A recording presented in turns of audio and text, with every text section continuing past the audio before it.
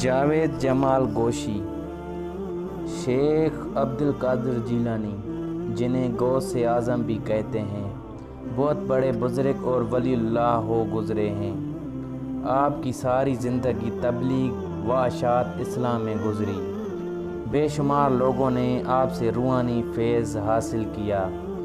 آج بھی دنیا آپ کی تعلیمات سے فیض یاب ہو رہی ہے۔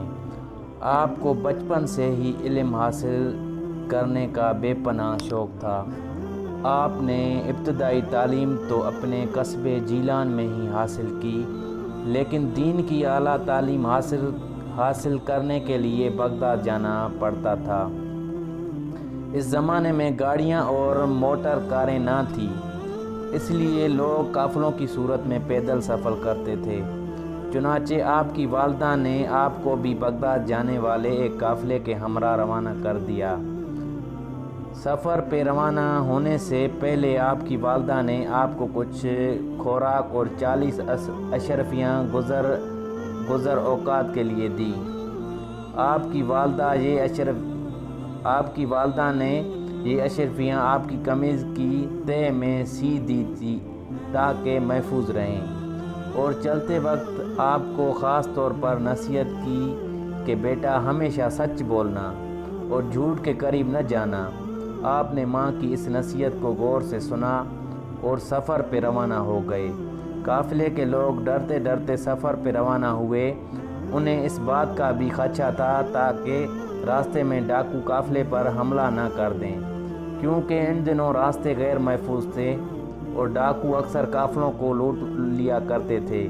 آخر وہی ہوا جس بات کا ڈر تھا۔ قافلے نے ابھی سفر کی 2 منزلیں ہی طے کی تھی کہ ڈاکوؤں کے ایک گروہ نے رات کی تاریکی میں اس پر حملہ کر دیا۔ تمام قافلے افراتفری اور بھگدڑ مچ گئی اور ڈاکوؤں نے اہل قافلہ کو خوب لوٹا۔ ایک ڈاکو شیخ عبدالقادر جیلانی کے پاس آیا اور کہنے لگا، لڑکے تیرے پاس کیا ہے؟ آپ نے جواب دیا، میرے پاس 40 اشرفیاں ہیں جو میری قمیض کی تہہ میں سلی ہوئی ہیں۔ ڈاکو نے آپ کی اس بات کو مذاق سمجھا اور ہنستا ہوا آگے گزر گیا۔ اتنے میں ایک اور ڈاکو آپ کے پاس آیا اور وہی سوال کیا۔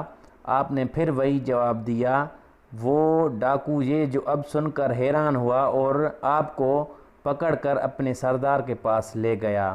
ڈاکو سردار نے تعجب سے آپ کو دیکھا اور پوچھا، لڑکے سچ مچ بتا تیرے پاس کیا ہے؟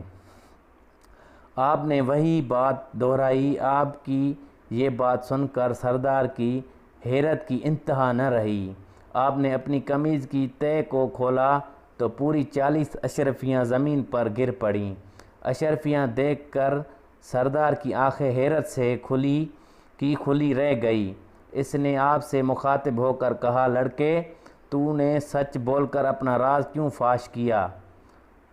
حالانکہ تو آسانی سے اپنی اشرفیاں بچا سکتا تھا۔ آپ نے جواب دیا، میری ماں نے مجھے نصیحت کی تھی کہ بیٹا ہمیشہ سچ بولنا۔ میں نے اپنی ماں کی نصیحت پر عمل کیا۔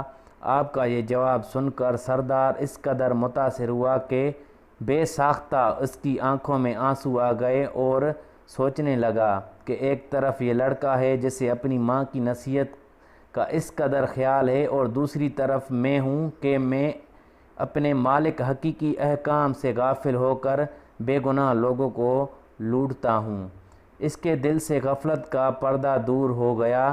اس نے توبہ کر لی اور قافلے کا لوٹا ہوا مال واپس کر دیا۔